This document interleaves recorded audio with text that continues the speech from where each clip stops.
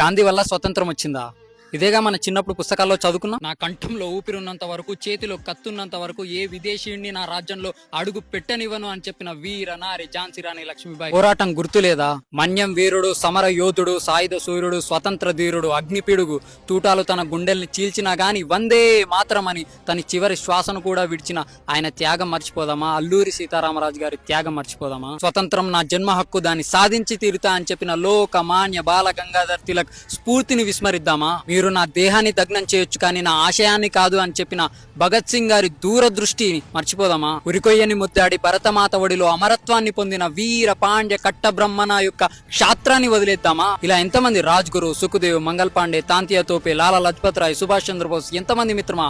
సుమారుగా 3,50,000 మంది త్యాగ ధనుల సమాధుల పైన కట్టుకున్న పేరు గాంధీ. మనం గాంధీని ఎంత తలకెక్కించుకున్నామంటే అక్టోబర్ 2 గాంధీ జయంతి అని తెలుసు కానీ అదే రోజు ఒక మహానుభావుడు లాల్ బహదూర్ శాస్త్రి గారి జయంతి అని చాలా తక్కువ మందికి తెలుసు మిత్రమా. లాల్ బహదూర్ శాస్త్రి గారు పాకిస్తాన్ తో యుద్ధం జరిగినప్పుడు మీకు తినడానికి తిండే లేదు, మీకు యుద్ధం ఎందుకు, పాకిస్తాన్ తో రాజీ పడండి అని ప్రపంచం మనల్ని వెక్కిరించిన రోజున భూక్ సే మరెంగే మగర్ అపమాన్ కాకానా నహి కాయింగే అని అంటారు. అంటే అవసరమైతే ఆకలితోనైనా చస్తాం గాని అవమానపుడు తినమని చెప్పి జై కిసాన్ జై జవాన్ అనే నినాదం చెప్పి ప్రజలని సంఘటితం చేసి పాకిస్తాన్ తో యుద్ధాన్ని గెలిచి భారతదేశ సార్వభౌమత్వాన్ని నిలబెట్టిన లాల్ బహదూర్ శాస్త్రి గారి జయంతిని అక్టోబర్ 2న చాలా ఘనంగా జరుపుకుందాం మిత్రమా. మనకి స్వతంత్రం వచ్చిన తర్వాత మాజీ బ్రిటిష్ ప్రధాని క్లెమెంట్ అట్లే ఒకసారి మన దేశానికి విజిట్ వచ్చినప్పుడు పిబి చక్రవర్తి గారని వెస్ట్ బెంగాల్ గవర్నర్, ఆయనతో ప్రైవేట్ కాన్వర్జేషన్ లో చక్రవర్తి గారు అడుగుతారు what is the role of Mahatma Gandhi in quit India movement అని అడిగినప్పుడు అట్లే గారు దాని సమాధానంగా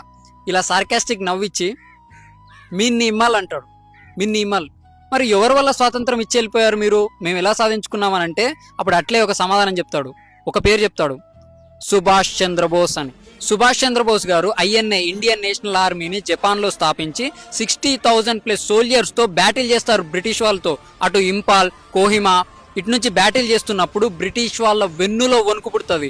దీన్ని స్ఫూర్తిగా తీసుకొని 1946లో నావీ రివోల్ట్ చేస్తారు.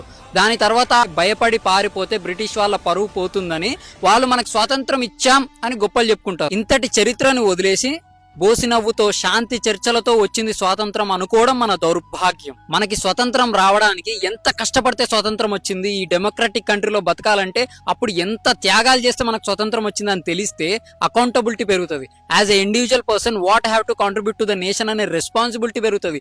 డెమోక్రసీ యొక్క వాల్యూ తెలుస్తుంది, ఫ్రీడమ్ యొక్క వాల్యూ తెలుస్తుంది.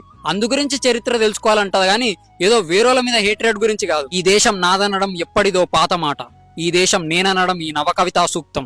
భారత్ మాతాకి జై.